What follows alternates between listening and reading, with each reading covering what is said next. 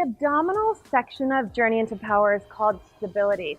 After all the vast opening of the igniting sequence, the abdominal muscles, the core muscles, work to just stabilize, to keep the flexibility, keep the expansiveness of the igniting sequence, but to stabilize.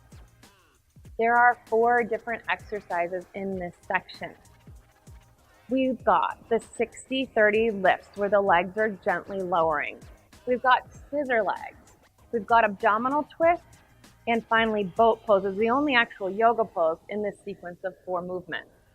Now, the thing to know is we're working to keep from hip to hip and rib to rib stable as we move through these different exercises. That might be a different objective than you've ever noticed before in your body for this kind of work. And then there can be variations on how any of these are actually done. Let's take a look. The 60-30 lifts. Helpful to have the hands under the hips to keep the pelvis neutral. 2 legs up in the air. So sometimes someone might add pulsing to this. Lowering the legs is the standard way that we tend to do this. Hands under the hips keeps the pelvis neutral, helps us keep the core engaged. We'd never want the back to arch and the abdominal muscles to be standing out, not in these exercises. So then to lower the legs, they lower part of the way to the floor, and on a breath, part of the way more. Right about here is where you may feel some straining in your lower back. For some of you, don't go lower. Maybe bend a knee. Maybe just lower one leg at a time. You have to listen to your own body to know which way to go. Finally, there'd be the last lowering, and lift the head to look at the toes, and then the legs back up in the air. The whole time keeping hip to hip, rib to rib, and everything in between anchored to the floor. Now the scissor leg. I've seen them done 2 different ways. So legs up in the air, maybe it's just a switching.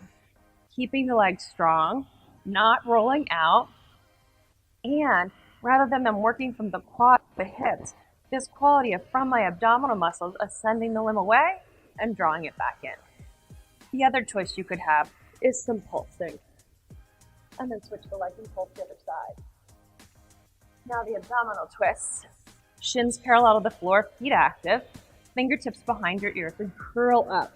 Once you're curled up, stay curled up, and then you just twist, bringing elbow and shoulder toward a knee, fully straightening the opposite leg.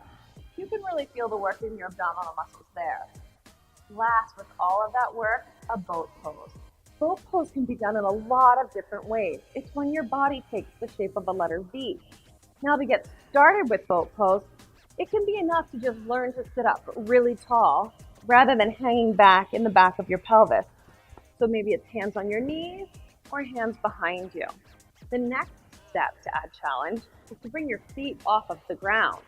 So maybe they come up just a little bit, or hands behind your thighs as you learn to just keep your thigh bone sinking down into the bottom point of the V. Now, this is a forward fold.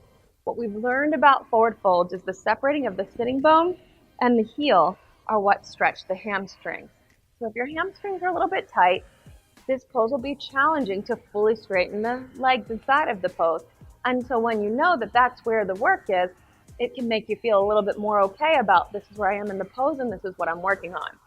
That could look something like this. It could look like the legs are just here. You're working to sit tall. Maybe we even are working here. In time, your legs straighten and you sit tall, and that pose is boat pose.